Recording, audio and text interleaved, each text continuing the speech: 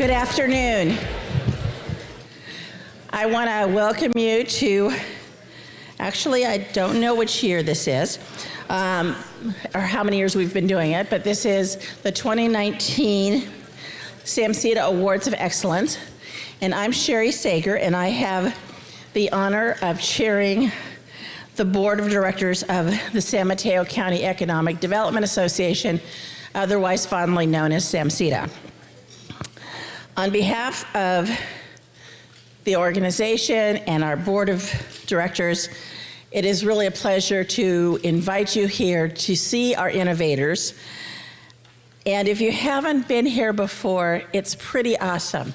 You get a chance to hear about some of the newest and innovative technology and programs and companies that are starting up here in San Mateo County. And then it never fails, within a few months, you start reading about them in the newspaper and you're like, I know that company, I heard about them. So you get the inside track early on.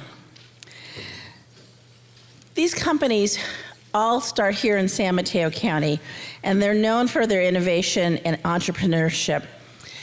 And it gives us another opportunity to say, San Mateo is where it's at. You know, we kind of like our neighbors to the north and our neighbors to the south, but this is our reminder to them that you can't forget about us, you can't talk over us, and you can't say you're representing us when you aren't here. So San Mateo does a really good job of representing itself.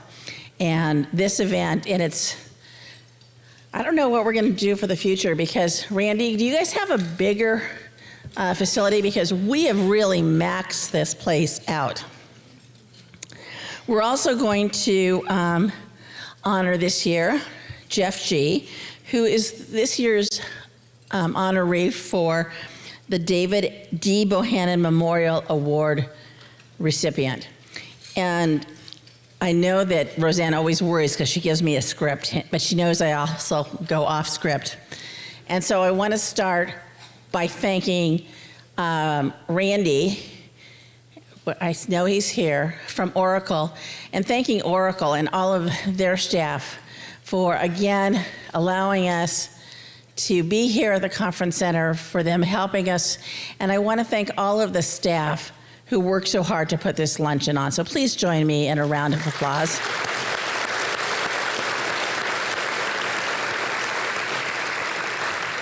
And I have to tell you, I have to work each year on what I'm going to add that's not in the script, because Roseanne takes what I say the year before and then she adds it, and so then I have to find something new.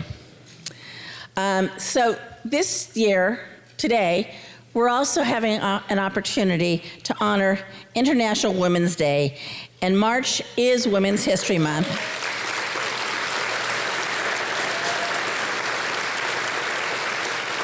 So I want to thank all the fabulous women in this room and all the men who support them, because it's when we all work together that we move forward and make a difference, not only for ourselves, but for the generations to follow. So thank you all.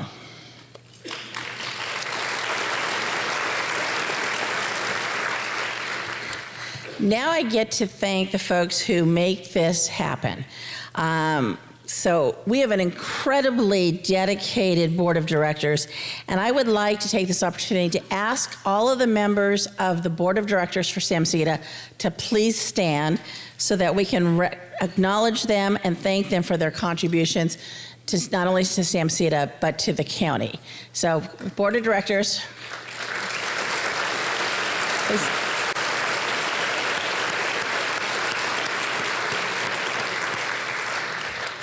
And it's also not in my script, but I also want to thank our staff, from Roseanne to Larissa to our brand new staff person, Ricky Hawkins. But I also want to thank Christine, who's no longer on staff, who recently left us, but was back here today helping.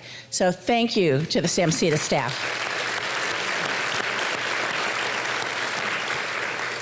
They are a small staff, but mighty. So now I want to introduce because we're so grateful for our strong partnership with state, regional, and local government officials. I'd like them to stand and be acknowledged as their names are read, but because we have a full program and I want to save actually more time, yeah, I'm almost done. More time for the awardees. Let's do the one clap, so that way we can get it all in. So, starting with California State Senator Jerry Hill. San Mateo, you guys are awesome. Woo! San Mateo County Board of Supervisors President Carol Groom. San Mateo County Supervisor Don Horsley. San Mateo County Controller Juan Zaragoza. Former San Jose Mayor Ron Gonzalez. Menlo, actually, I don't think she's arrived yet, but I hope she'll get here. Menlo Park City Council Member Cecilia Taylor. Belmont Mayor Davina Hurt and Council Member Charles Stone. Redwood City Mayor Ian Bain and Council Members Janet Borgens, Giselle Hale, and Diana Reddy. San Jose, sorry, I looked at Ron. San Mateo Mayor Diane Pappin and Council Member Joe Goethals. Millbrae Mayor Wayne Lee and Council Member Ann Schneider. South San Francisco Council Member Rich Garbarino. San Carlos Council Member Laura Palmer Lohan. Burlingame Council Member Michael Brownrigg. Hillsborough Council Member Maria Chung. San Mateo Foster City School Board Trustee Shara Watkins. And with that, it is now my distinct pleasure. Well, actually, I have one more. I want to thank all of you again for coming out today and giving up some of your time on a Friday afternoon. It's so important. It is now my pleasure to introduce Roseanne Faust, President and Chief Executive Officer of SAMCEDA. Roseanne. You're welcome.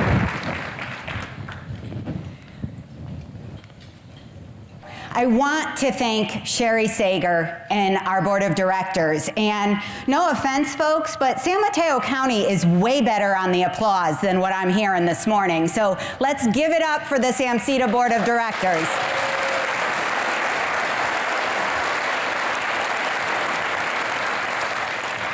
I'm going to give you 30 seconds, or actually 10, to look at this list of our Platinum Chairman Circle members.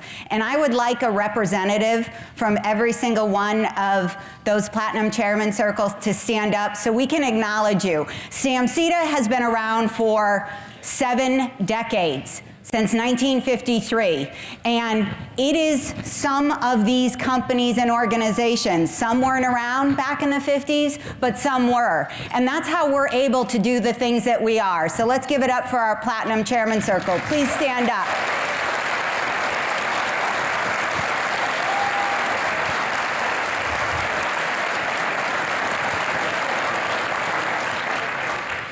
Since the County of San Mateo, did Mike stand up? Because Bob Webster from Bohannon didn't stand up, so I just called him out anyhow. So I am grateful.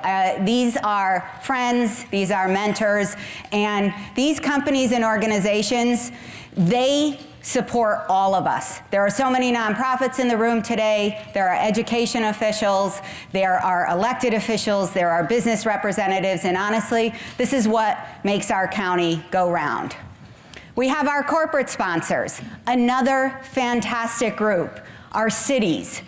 What would we do without the leadership at our cities, from the elected level, from the city managers, and from all of the staff? So I'd like representatives from all of our corporate sponsors to please stand up so we can say thank you.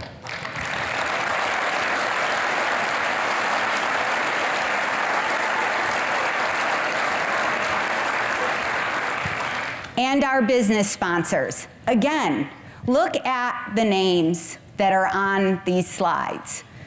We don't take enough time to reflect on our community, our greater, broader business and philanthropic community. And all of the folks with logos up there, they are out there, their employees are out there with everyone trying to get things done. Several of us in the room this morning were experiencing great San Mateo County weather at the 101 Managed Lanes groundbreaking. Yay! That's a $550 million project, of which our private sector partners, Google and Facebook in particular. Facebook has been a leader with Dunbarton, with the plenary group, with what they're doing with the district. Google has joined in, building housing, transportation. I mean, when you talk about companies not participating, well, that's not accurate. These companies are participating and participating in a big way. So thank you to Facebook and thank you to Google for the 101 Managed Lanes and everything else. So Randy Smith, I have known 20 years now. And when we first met, when I was living in Redwood Shores and I was getting active in the community, Randy, you've been a friend and a mentor, and Oracle, we are so grateful. Thank you.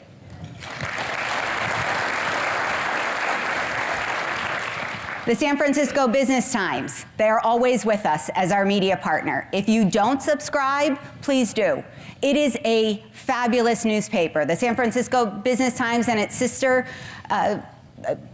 publication, the Silicon Valley Business Journal, great way to learn about things that are happening from the business community, but so much more than that. So I really recommend you have a look at them. And then our community television. Penn TV has been around for many, many years. I'm proud to serve on its board of directors. Penn TV is out there. You're gonna see some of their work later today when we do the Bohannon presentation, because it's a video presentation this year, and they did a spectacular job of putting it together. So I'm so proud of Penn TV and thank them. We did a picture of, these are all the folks from U.S. Senator Dianne Feinstein, to our Congresswomen, Eshoo and Spear, to State Senator Hill, and Assembly Members Mullen and Berman, to Carol Groom as President of the Board of Supervisors, and Don Horsley and their colleagues, to the cities of San Carlos and Menlo Park and Redwood City and San Mateo. They provided certificates for all of our innovators today, as well as Jeff G. Let's give them a round of applause.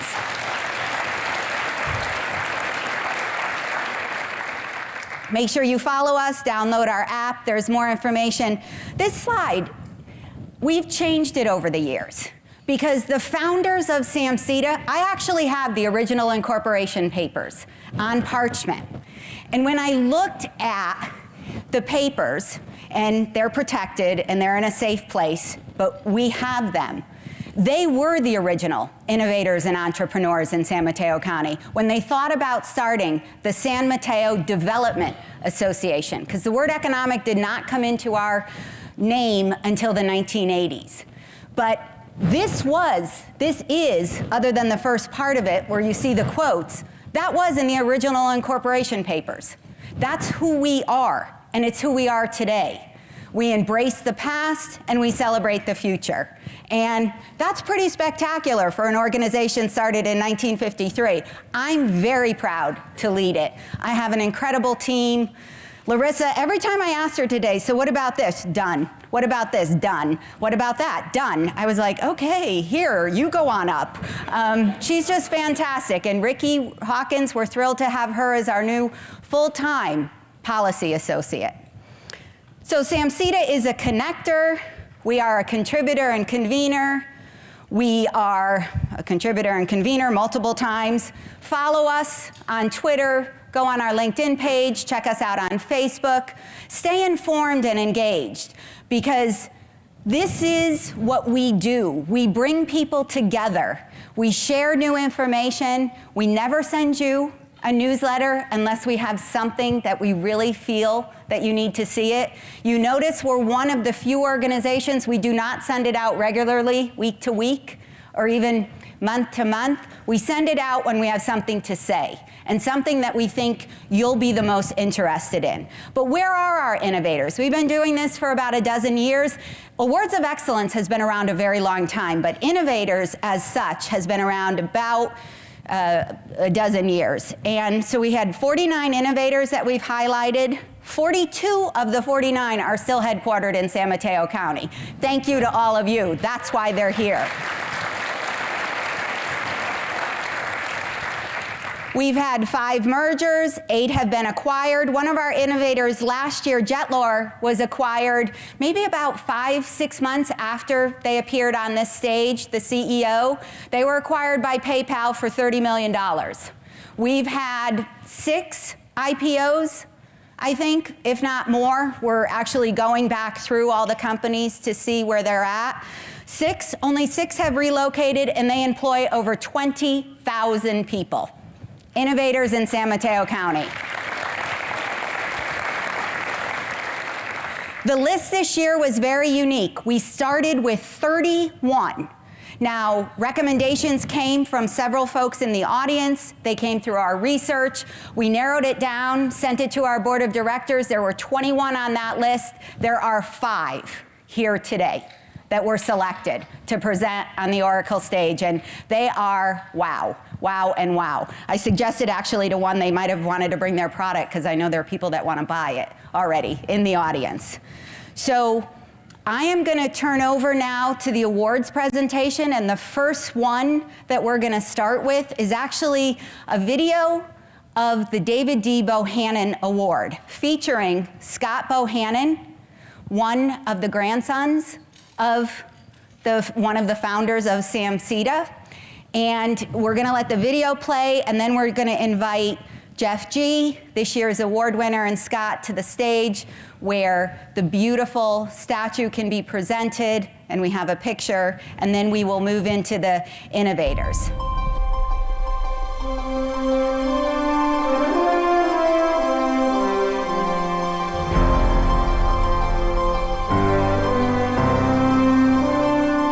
The David D. Bohannon organization was founded in 1928 by my granddad, David D. Bohannon I. He grew a real estate company from building and subdividing homes, residential homes in Menlo Park, and went out and ended up building approximately 25,000 residential units before he went into commercial real estate, and ended up building Hillsdale Shopping Center and also creating the Bohannon Business Park down in Menlo Park, which we still own and operate a lot of property, both Hillsdale and in Menlo Park.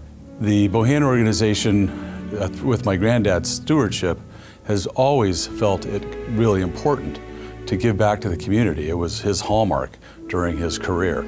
The David D. Bohannon Award was established 25 years ago when SAMCEDA thought it was really a good idea to recognize and acknowledge those that provided leadership in our business community as well as our community at large. Today, it's just as relevant to recognize these people. Interestingly enough, you'll find that they didn't really think they were doing this to get an award. Most of them are pretty humble, and they're usually quite surprised, happily so, when they do get the award. And so it's nice that we actually do recognize them and let them know that it hasn't gone unnoticed. Well, when I received the phone call from Roseanne about the Bohannon Award, I was just floored. I was speechless. The only words that came out of my mouth were, wow. It's such a recognition in San Mateo County and for SAMCEDA. I'm so grateful to Roseanne and her leadership and the board, and just entirely humbled by this honor. To join such a list of honorees over the years is just a special recognition. I'm just sharing this with you right now. It gets me emotional, just saying the words, because of the business acumen of the people that are on that list that have received the award, their philanthropy in the community. It's just hard to find the words to say thank you very much for this very special recognition, to be honored with so many other people before me and so many more people to come after me. That this is really what makes a community strong. It's the business giving back to our community and learning from San Mateo County. We are so honored to have so many leaders in this community, in politics, in business, and philanthropy, and that we work together So thank you very much for this honor. It's very special, and I'm very happy to share it with my family and my dad, who is a very special person. So thank you. I do encourage all businesses in San Mateo County, well, everywhere for that matter, to look at their community and see the needs that are there that they can help with. It's something the Bohannon companies still do and continue to be leaders here in San Mateo County. We have our own philanthropy committee. In our family, our Generation 4 are now responsible for putting together grants and actually going out and giving to needs in our community. The Bohannon Award, a legacy award for the Bohannon family, who has been part of the San Mateo County history for such a long time, from what we all know as the Hillsdale Mall to all of their real estate investments and being a fabric in San Mateo County. Again, it's such an honor to be part of this community and to receive this very special award that is named in honor of Mr. Bohannon. It's just a special recognition. Thank you very much. My granddad was one of the founders of SAMCEDA. And I want to thank SAMCEDA for continuing to be such a vital piece of San Mateo County's business community.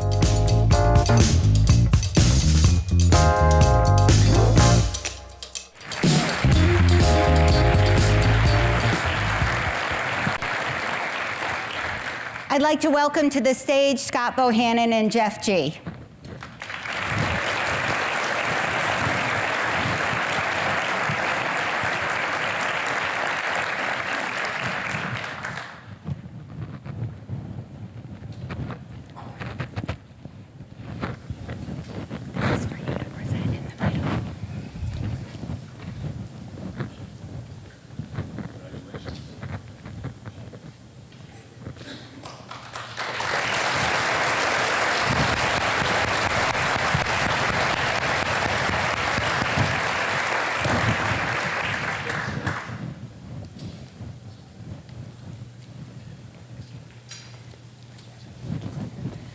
That is a legacy of SAMCEDA and of the San Mateo County community. I want to thank the Bohannon family. I want to thank Scott because he came to film that last week, and I hope your wife's foot is all better. He was great about it. And the Bohannon family, go to Hillsdale. Try the new cheesecake, okay? I'm gonna recommend it, the whole new food court. And go to the Hotel Nia, have a drink. These are San Mateo County places that you need to go and try. So we are now moving into our innovators and our 5 award winners this year. I'm gonna start with Brava, and there is a video presentation, and then we will welcome up John Pleasance. It's hard to believe that Brava can go from 0 to 500 degrees in under 1 second, or that it precisely cooks 3 different ingredients at the same time. It's hard to believe that Brava tells you when your perfectly seared steaks are ready, or that it roasts a whole chicken in half the time. But seeing is believing. And when you cook with Pure Light, the difference is as clear as day. Pure Light. Pure Light technology. I've thought about what it means to cook with light from kind of almost a philosophical perspective. We've been cooking with fire for a long time. This was something different to me because it not only was faster, but easier. Much faster, safer, tastier. What is Pure Light? Pure Light is precisely controllable, variable wavelength infrared. Basically, we give the kind of speed that's on the order of a microwave, but the kind of quality that's equivalent to a chef. It delivers on this promise that almost sounds too good to be true. With Brava, we're changing the way people cook, and the future of cooking will never be the same. Our kitchen's a mess because we got 2 kids. I got one in the other room. My wife is putting the little one down, and we're gonna have dinner as soon as these children are asleep. But let me tell you a little bit about why I love this Brava. It actually does exactly what you say it's gonna do. Cook things simpler, cook things easier. Not every night is Saturday night, but I wanna eat like every night is Saturday night, and this thing here helps me do that. The only thing I use this microwave for anymore is to tell me what time it is, and the Brava helps make life easier, so what's not to love about that? We're gonna press the green button. Let's see how long this cooks for. I mean, that looks amazing. It says it's gonna be done in about 10 to 14 minutes. That's wild. Cook complete. Oh, this is unbelievable. I mean, I can't get over this. I don't know if the glass tray is hot. Like, should I touch it? Yeah, it's hot. Okay. Beautiful. This was quicker than a microwave. Cooked a dinner in 7 minutes. I mean, it looks good. Clink. There you go, Clink. Ooh, that's tasty. That's like dead on. I'm happy with this whole dinner. Today, this is gonna be my first piece of meat in probably 2 years. I'll say that is absolutely delicious. Just delicious. It's so impressive. I mean, I just can't get over it. I'm really excited to have this. This is gonna be in my kitchen now for good. I'm sure that Monica and I are gonna be using this quite a bit. How's it look, guys? Wow, this is cool. Yeah, this is looking good. You can actually see everything. How does it taste, Luke? Really good. Nice job cooking that, guys. Brava. I like how it cooks fast and it's safer than a microwave. I love how you can watch your food cook from your phone. Wow, this steak is really good. It just falls apart in your mouth.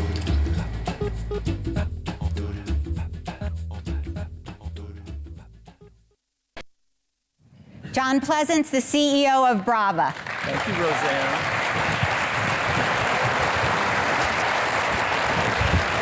Thank you again, Roseanne. Thank you, SAMCEDA, and thank you, everybody, for being here today. It's an honor to take a few minutes to explain what we're doing just down the street. I think the video kind of says it all, right? It's like, what am I going to say after I watch like cute little kids use our product? But I'll give you sort of an idea of where the company came from. We've been around for about 3.5 years. The idea is to empower anyone to make better food at home any day of the week. That includes from kids to elderly people. And we really think of it as a big idea, as a sort of a revolutionary idea for the home. So, everyone here, obviously living in San Mateo County, understands the disruption that's happened over the last 25 or 30 years with the, basically the consumer introduction of the internet, starting with communications. And as you sort of glance down a lot of those logos of companies that exist here, you sort of get down and you think, what's really happened in the kitchen? I mean, the kitchen hasn't really changed. Stoves and ovens have been the same for hundreds of years. Yeah, the microwave came around 70 years ago, but that's a long time. And a lot of these categories are being disrupted by companies like ours, which are combinations of hardware and software. They're not just a Google or Facebook, but companies that can put them together. We have a lot of trends we think are going in our favor. We think of ourselves less as trying to replace a microwave or a toaster oven, or even the big oven or your grill, but more that we're going and trying to replace people's use of takeout and or going out to a restaurant. If you can cook more at home, it's healthier. A lot of people are interested in obviously having more healthy lifestyles, and people are really, I think, just starting to understand that this sort of IoT or technology in the kitchen could in fact be a real thing. There's some analogies when we sort of think of sort of use the term cooking as a service, because we don't have an appliance. We have a smart device that communicates with the cloud. We beam recipes. We take 600 photographs of every cook that's taken. We have real chefs in a test kitchen that can talk to any of our users and tell them what they're doing right or doing wrong. And so you think about the companies like this that have that kind of service model associated with hardware. I'm fortunate in that my brother-in-law is the founder and CEO of Peloton, which is the company on the left. How many people here, just out of curiosity, know what Peloton is? Quite a few. So I was on the board of Peloton for its first 3 years, and I think the company's now 7 or 8 years old. I promise you, nobody thought that idea was going to work. I mean, the idea of spending a lot of money on a bike where you would have instruction beamed down and you'd be able to basically replicate a SoulCycle style experience in the comfort of your home, total loser idea. And as you can see with all the hands that came up, it actually worked out kind of well. And so what we're trying to do basically is bring that into the kitchen. You saw that in the video, hopefully it's sort of explained that we use direct energy transfer or parts of the visible and infrared spectrum to do this really kind of amazing cooking. It's as if you have a fire and you have a stovetop and you have a convection oven all in one. And what it allows you to do is cook things not just quickly and not just easily, but in a way that tastes like a Michelin star restaurant. So think about a steak. If you were going to cook a steak, think of all the steps that you would have to go to if you wanted to cook it as if you went to a true steakhouse, right? You're going to have to, well, you can read the steps there, right? But you're going to have the cast iron pan out, you're going to have to sear it, then you're going to have to put it in the oven, and there's many steps that go into that. And it would probably take 45 minutes to do that, including preheating the big oven, which would take 20 minutes and a lot of electricity. In the case of Brava, it's done in 10 minutes, and it's basically one step. You put it in. And that just gets more interesting when you can do multiple food types at the same time. So you saw that again in the video. If you're gonna cook salmon, asparagus, and I guess cherry tomatoes, you're now gonna have multiple devices, stovetop and oven, a lot of things going on, trying to create the perfect cooks for each of those three things. Again, in our device, you simply put it in and off it goes. And what's happening is, you saw in the video with the guy was kind of a character, when he was showing you the video of what was happening inside the oven. The lights are basically changing frequency as sometimes up to once per second in terms of how it's cooking the food. And so this is basically the recipe, or what I would call the cooking code, for a steak cook, a New York strip steak cook on the top, and a salmon cook on the bottom. So these codes are basically, we're developing them every week. We make 20 new, we have thousands in the library right now. And this is basically how we allow people to cook as if they were a chef. And so we think of ourselves, we're not just an oven, we're like having a personal chef in your home that can cook a wide range of food for you. This is the offer of what we have. It's $700, by the way, this $795 price. I know that, by the way, I know Bill Butler's here and he's bought a couple of these. He's probably gonna be pissed at me because it was $9.95 when he bought them. But that's still good for San Mateo County that he spent that money. Right now we are testing these at $7.95 as the base entry price. So for anyone in the room who's interested in Brava, two things. One, there's a store in the Stanford Mall very close to Schaub's, if you know where that is. And if you want to see it and touch it, you can go there. And that's basically it. We're just trying to enable people to cook better. So thank you very much.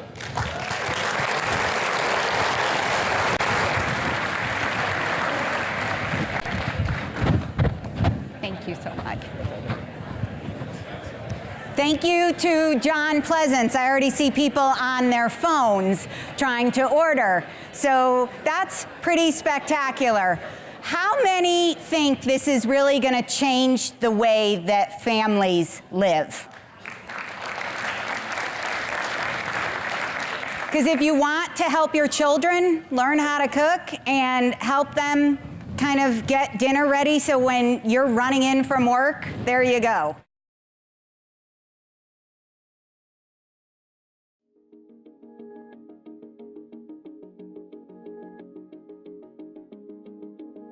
Adagen's linear generator is comprised of two oscillators that move linearly within a center reaction zone and two outer air springs. Magnets are attached to each oscillator and surrounded by copper coils for electricity production. Ports are located on the reaction cylinder to allow air and fuel to enter and exit the reaction cylinder. An electricity production cycle begins by bringing a mixture of air and fuel into the center reaction zone. Using energy stored in the air springs from a previous cycle, the mixture is compressed until a low temperature reaction occurs. The reaction produces near zero emissions because it occurs uniformly without a flame. The reaction drives the oscillators through the copper coils to directly produce electricity from the linear motion, while at the same time the air springs are compressed to return the oscillators for the next cycle. These four simple steps repeat, producing continuous, efficient, and clean electricity. Adagen's patented linear generator combines the low cost and dispatchability benefits of engines with the high efficiency and low emissions performance of fuel cells. High efficiency is realized by operating with high expansion that allows for maximum extraction of reaction energy. Near zero emissions is enabled by having a flameless, low temperature reaction. The simplicity of the linear generator design leads to low capital and maintenance costs because it is made of standard materials without the use of oil, spark plugs, valves, or fuel cell catalysts. Adagen, delivering affordable, reliable, and clean power. So our next company, our next innovator, and we have the Chief Technology Officer and co-founder, Dante Casanego, and it's Juntos. Dante?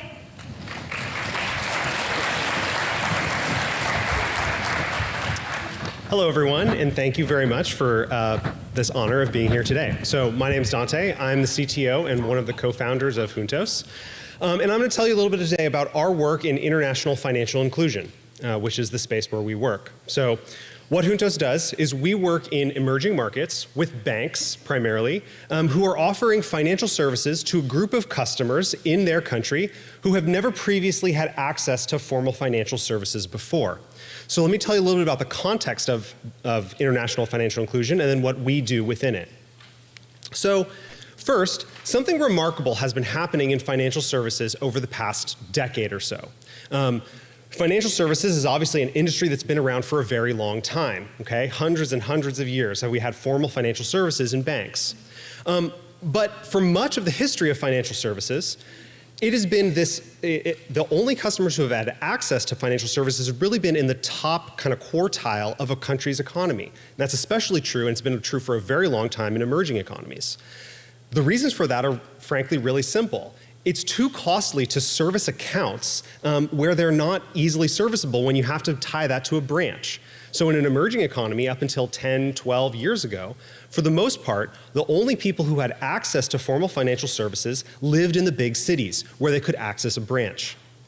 That's changed dramatically over the past 10 years, where, and if you can see these numbers here, these percentages, it's hard to kind of do the math in your head. These are talking about percentages of all adults in the world. Okay, that have changed in the last 6 years, that have opened their very first formal financial account ever.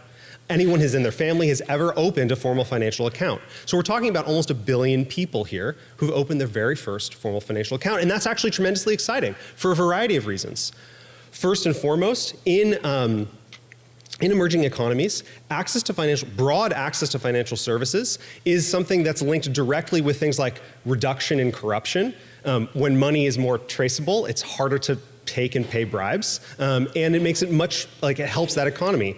Another thing, which I'm also excited to say on International Women's Day, is financial services also are a wonderful thing for women who are able to then hold secure a private and personal to them financial product that they are as independently their own and is much less susceptible to being under the influence of others. So that's tremendously exciting that we can have access to financial services in a really scalable way across these emerging economies. But there are challenges. One of the things that's not anticipated about this digital transformation, and again, digital transformation moving financial services into mobile phone-based financial products, is that financial services is largely based around trust, okay? For the history of financial services, of course you trust the brand of your bank, but it really goes beyond that. The reason why many people think that this is a trustworthy thing over decades is because you not only trust your bank, but you trust your banker. You have a relationship with people, and that helps you develop comfort with how this system works. One of the things that you lose when you transfer that to a digital product is there's no person anymore. Okay? And that becomes hard, and you see that in a variety of ways where the trust in that financial product begins to decline. The most kind of obvious one in emerging economies where we work is ultimately abandonment of those products. So unfortunately, while it's tremendously exciting that you have almost 1 billion people opening new accounts, the truth is that the majority of those accounts open and then go dormant within the first few months of being opened. And that actually really tamps down on the promise of what financial services could do. So banks know this, and they invest in a variety of ways to try to attack the problem. But as an executive at a bank, you have, while you understand at a high level the issue, the tools that you have as an executive at that bank are kind of isolated. You can run a promotion, you can do marketing, you can do analysis to try to segment your customer base, but ultimately those are the tools that you have directly at your disposal. We believe at Juntos that the core problem is about that relationship, and none of those things attack actually that core central idea of how do you put relationship, trust back into financial services, even though they are digital. So here, what we believe is at the core center is customer relationship building itself that can help make all of those other solutions that you would bring to bear in this situation more effective. So another perspective that I'll add to this is that how do you take that relationship, another way to frame it is in the context of thinking about a customer journey. That executive at the bank has two problems. One, they need to figure out how can I think like my customer? How do I approach my customer in a way that's holistic and helps them to be successful? And two, if I can do that, okay, so let's say I can figure that out and I have all of these separate, tools or teams that I can bring to bear to the problem, is it going to be worth it? Am I going to make all those investments, reorganize my teams, figure out how to be customer-centric, and then is it going to pay off? So we're here citing a McKinsey study published recently where McKinsey asked that exact question. If you can figure out how to invest in a customer journey, if you can figure out how to invest in a long-term relationship with your customer, does it pay off? And McKinsey's answer was yes, in pretty significant ways, both on the revenue and cost reduction side. So this seems possible if we can figure out how to do so. And as you can see where I'm probably leading in, that is ultimately what Juntos targets are, the way that we work. We have developed a product that specifically focuses on customer experiences. We do that with a proactive, two-way, fully automated and scalable conversation that engages directly with the customer on behalf of the financial institution. That allows that customer at the financial institution to feel the presence of that financial institution partner, and not in a kind of a linear way, like just asking questions for customer service or just receiving a promotion, but a holistic single voice that walks with the customer throughout their experience. So this is an example of a conversation that Juntos will have with its customers. So again, on behalf of the financial institution, we're conversing extended over months with a customer, and we're able to achieve really high rates of engagement. Because once the customer develops trust with our channel, then we're helping them to understand how to use the account, we're helping them to be able to answer common questions, and ultimately able to enable that customer to be successful using this new financial product. We've deployed our product with a number of big banks around the world. Juntos has been deployed, has signed contracts in 16 countries, really across all the major geographies in the world. So we started out in Latin America, which is where the name Juntos comes from, but now we've also deployed our solution in East Africa, Southeast Asia, the Middle East, et cetera. And we see these kind of same themes happening all around the world, where customers who want to be able to use the financial service and need to find a way to be able to develop the trust and relationship that enables them to do so. I'm going to conclude with one quick example. We partnered with a financial service provider named Mint in the Philippines. Mint was interested in how to do what I'm saying, engage their customers, and ultimately drive transactionality and usage in their mobile financial product. Over the course of months working with Juntos, you can see an example conversation on the left. That blue text it's labeled as Mint. That is Juntos speaking on behalf of the financial service provider. You can see that this customer is telling us, the bank, oh, this is, my niece is looking to buy a book for the textbooks. Help me to figure out how I can make that happen. How many of people today have that kind of personal conversation with their bank? And Juntos is enabling, with that voice, enabling the customer to do so and ultimately feel the trust that enables them to use the account. On a more scalable level, we were able to drive both high engagement rates through this product, and Mint saw a 7% lift in overall transactionality having deployed Juntos' service with their customers. So I'll conclude there. We're incredibly honored to be part of named in this award, and we're so excited to be among these other honorees. Thank you so much.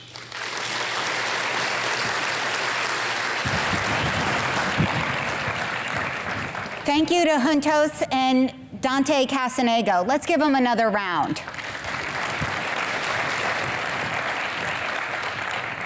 So I am bringing up the VP of Customer Engagement and also a co-founder, Ann Schauer Jimenez from Mango Materials. Ann?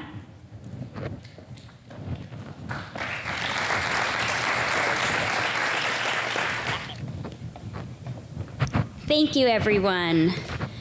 So I would like you all to imagine the future.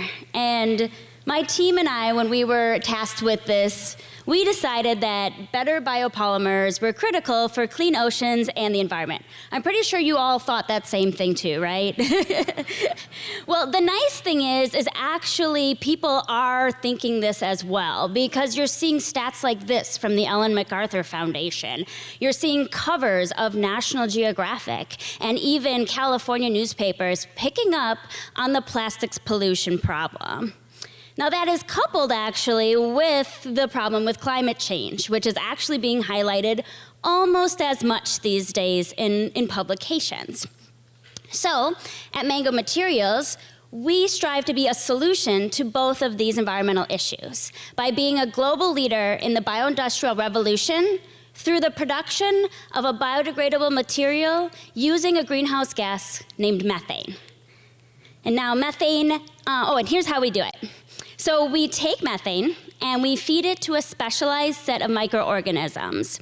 And these microorganisms love methane. They're called methanotrophs for a reason. And they actually grow this polymer inside of themselves. So kind of like if I was left here alone with that wonderful chocolate mousse that we had today, I would probably get larger and larger and larger. We're feeding them their chocolate mousse, which is methane. This biopolymer is extremely versatile and can be converted into many different products. Now, once these products are no longer needed, more than likely they'll end up back at a waste facility. And if they're degraded anaerobically without oxygen, methane is produced. So we can close the loop and create a cradle-to-cradle system surrounding plastics. Now, there is a lot of methane in the region and even in the world, but using methane from landfills in the US alone, we could produce 7 billion pounds of our polymer every year. So the polymer that we make is called polyhydroxyalkanoate, which I'll call PHA for short, and it is an extremely durable plastic. It can actually go through the wash. It could go on, shelves. It can go in your car. It can go anywhere. But once it is disposed of, it can biodegrade in many different environments, including the oceans. And now we never advocate for the oceans to be a disposal ground. A lot of plastics are ending up there. And PHA is ocean safe and even fish safe. Humans, animals, can digest PHA naturally as part of our own metabolism. There are some interesting studies about how it can enhance your brain activity, but I wouldn't really recommend eating PHA on a regular basis. Now, what makes Mango Materials even more interesting is this fourth point. Using methane gas allows this material to be climate positive. So with these things, we firmly believe that polyhydroxyalkanoate is nature's plastic. And this helps to lower our environmental impact through LCA analysis. And using methane gas as opposed to the production of other biopolymers, which generally use sugars, we can actually have a negative carbon impact when it comes to CO2. Now, Mango Materials is focused on two main application sectors. The first is injection molding packaging for the cosmetics industry, and the second is as a polyester replacement in the textiles industry. Now, I have to tell you, we're still kind of small scale, so this may not look like much, but this will have a huge impact.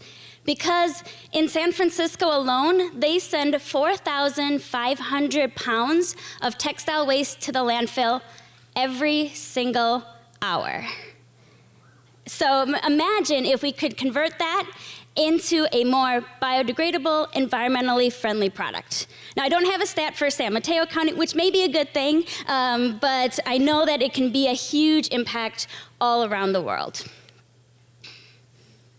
And this is actually what our customer is looking for. While we do partner with brands and we ultimately will be launching products through them, we're listening to the aspirational customer where they're looking for, products that are inspired by nature and companies that focus on environmental justice.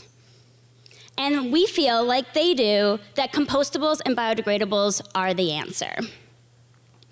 Now, we're co-located at Silicon Valley Clean Water in Redwood City, the wastewater treatment plant where if you live in Belmont, San Carlos, and Redwood City, your waste goes there. And actually, part of your waste is being used to turn into biopolymers. We have been at this location since 2012, where we started literally in a shipping container. As you can see, the bottom middle picture is our co-founder, Allison, and she is literally in a shipping container. We always joke that in Silicon Valley, lots of people have garage stories. We have the Silicon Valley shipping container story. And that is where we started by converting that into a lab where we produce very small amounts of our biopolymer on site using the methane that's actually a byproduct from the wastewater treatment plant. Since then, we've grown and built our pilot plant, which you can see in the bottom right picture. And that's actually the 3 co-founders of Mango Materials, all 3 female PhDs, if I might mention that on International Women's Day.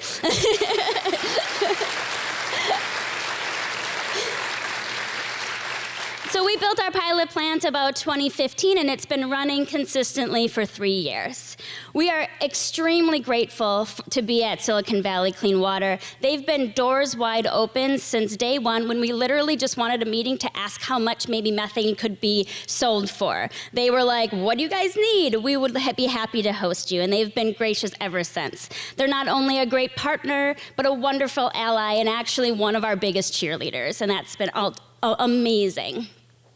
So much so that we're really excited to announce that we're currently undergoing construction of what we're calling our launch facility.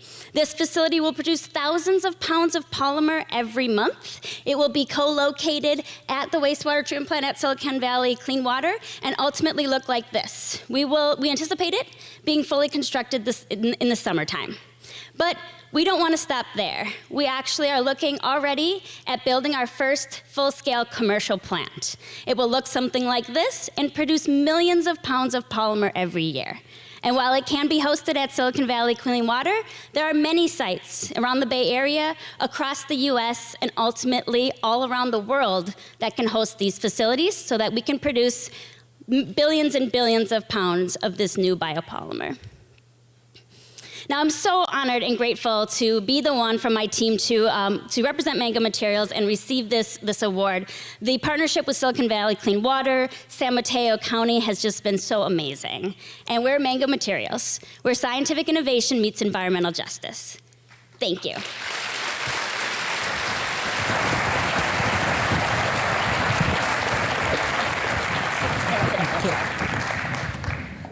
Let's give another round to Anne.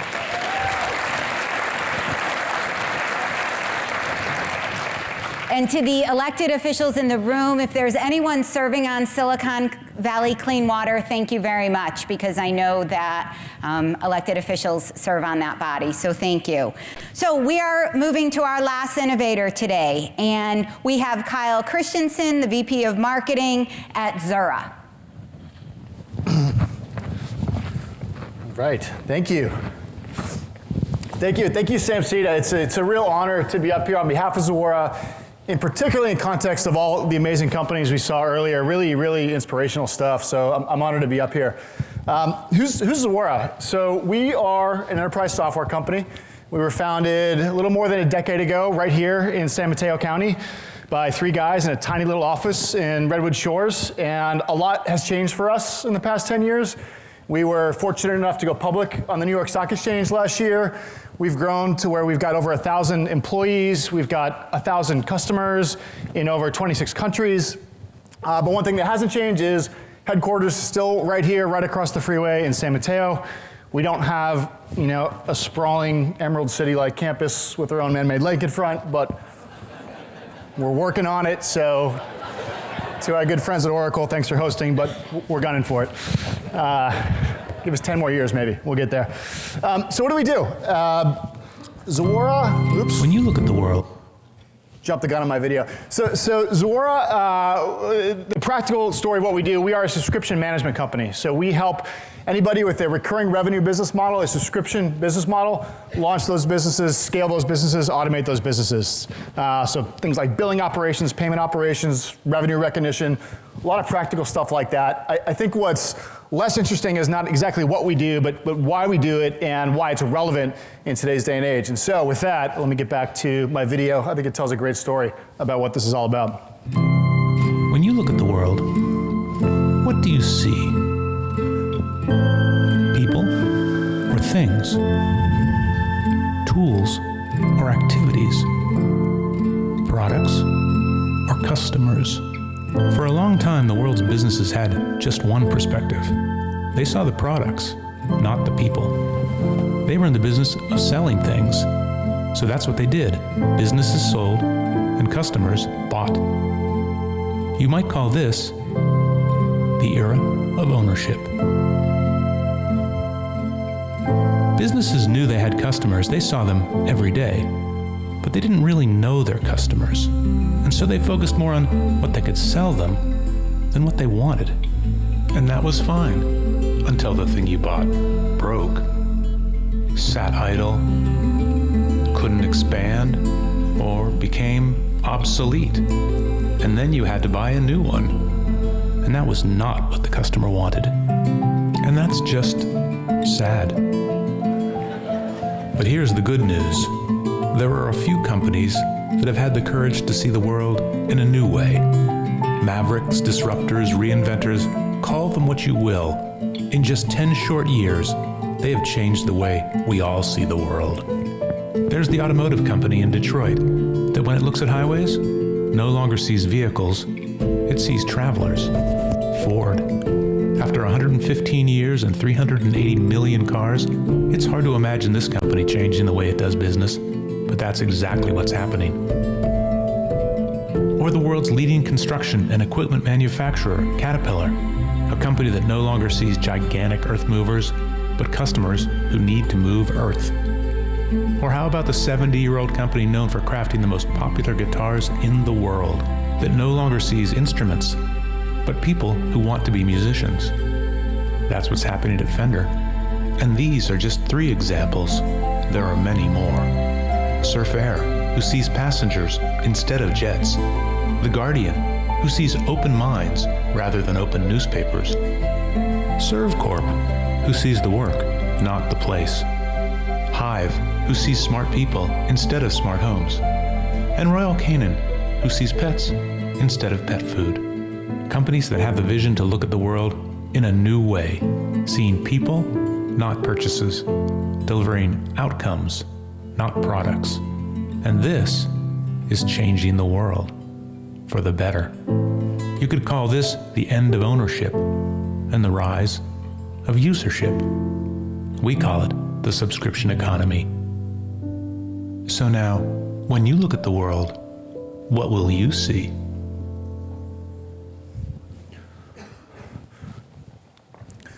So that is what's happening out there. And we heard, let's see, can I get this to advance?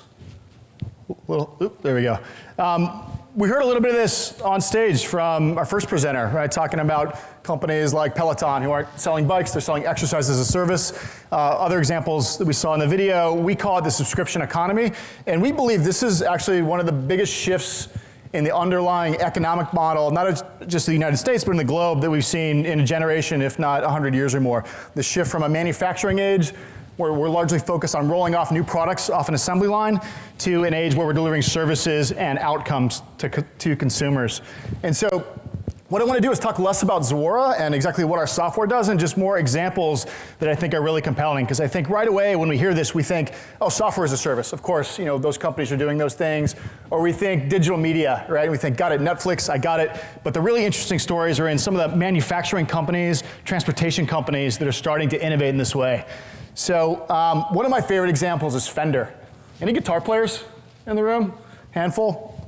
So Fender, 70-year-old company, right? You'd look at them and you go, historically, they probably measure the success of their business by how many guitars they produced and sold every year. They're kind of going through this transformation in the subscription economy where they go, look, we're not a guitar manufacturer. We are a company whose job it is to produce musicians, right? And so what's their challenge? Well, what happens is you tell your spouse, hey, honey, I really want to get into playing guitar. Get me one for my birthday. You know, they do, and you get it home and you play it for like a month, and then, you know, you get busy and you stick it in the corner, it starts to collect dust, right? And then 3 years later, you're selling it at a garage sale, right? And that's what happens. And so to sell, you know, to grow, Fender's got to produce more and more guitars.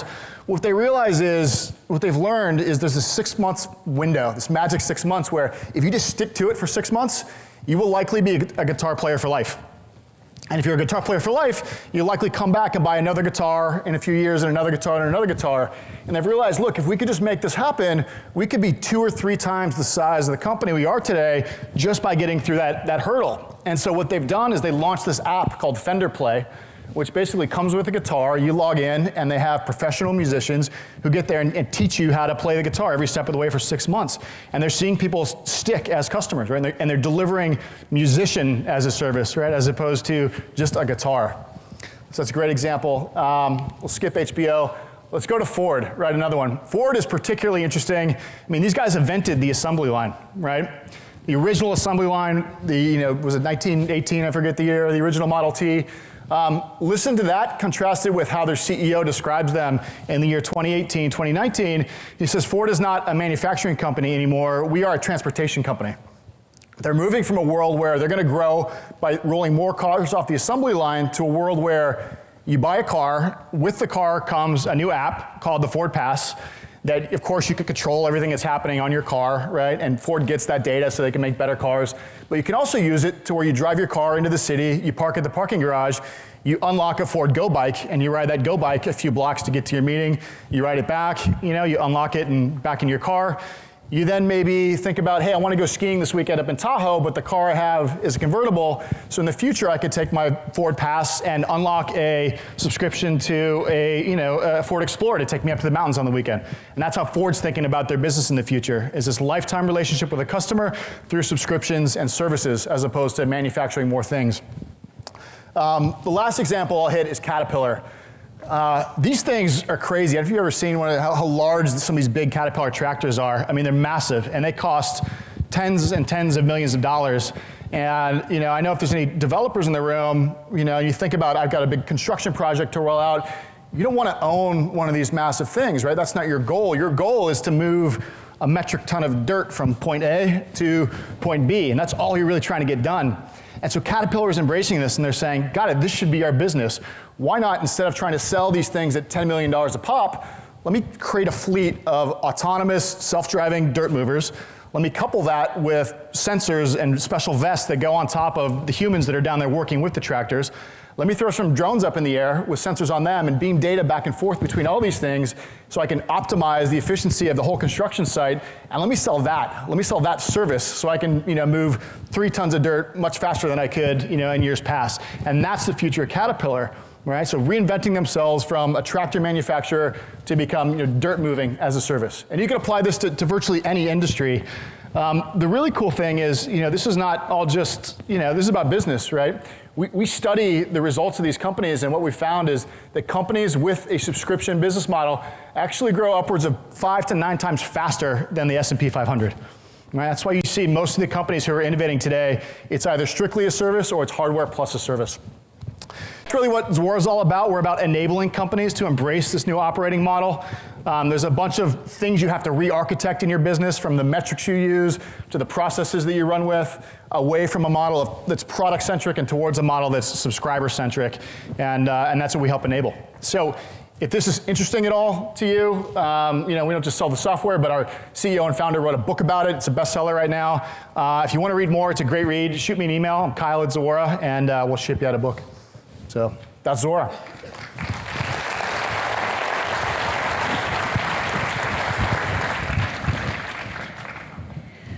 Thank you to Kyle and Zuora. So, just to recap today, here are our 5 innovators. And I'm sorry, and I'm not sorry. I can't stop smiling. I don't know about the rest of you, but I looked at these 5 companies and I wrote 5 things down. Quality of life and the consumer, personal chef, energy in a new way, and in Menlo Park, they have the facility. Climate and Silicon Valley clean water. Global financial. Did you look at the list of where Juntos is located worldwide? They are changing the way that financial services is done. Hats off to them. And people, not products. What a beautiful ending. People, not products. That's what San Mateo County is about, folks. It is about companies like this, doing it daily, changing the way that we live and work. And I am just so grateful and so proud of all of these companies and the small role that SAMCEDA can play in highlighting them. So please join me in giving them another huge round of applause.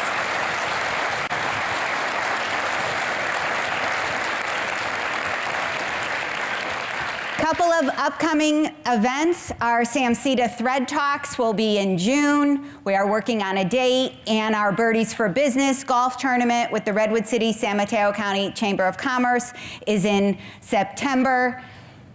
We also have a show coming to Penn TV that'll be played on the Comcast, Uverse, as well as Wave. It's called More Than the Bottom Line. We've already done some initial interviews, and it's talking about our businesses and our organization that are doing, and they do this all the time, more than the bottom line. So we can't wait to showcase that and have you see it and have it out there, and for your companies to join with us as we continue filming for it. And I want to thank all of you. These events don't get, yes, we, SAMCEDA and my team, Larissa and Ricky, and I want to thank Irving Torres and Marcy Dragan from Supervisor Warren Slocum's office, and Christina Fernandez, who was stolen by the city of South San Francisco. I'm not bitter, I'm good, but we're very grateful. Christina is at the city of South San Francisco. We put it together, but it's because you attend and participate and believe in all of us working together to make San Mateo County a better place to live and to work and to prosper. And it is awards like the Bohannon Award. Thank you to the Bohannon family and Scott Bohannon and your organization. Thank you to Jeff G. for all that you have done to make San Mateo County a better place.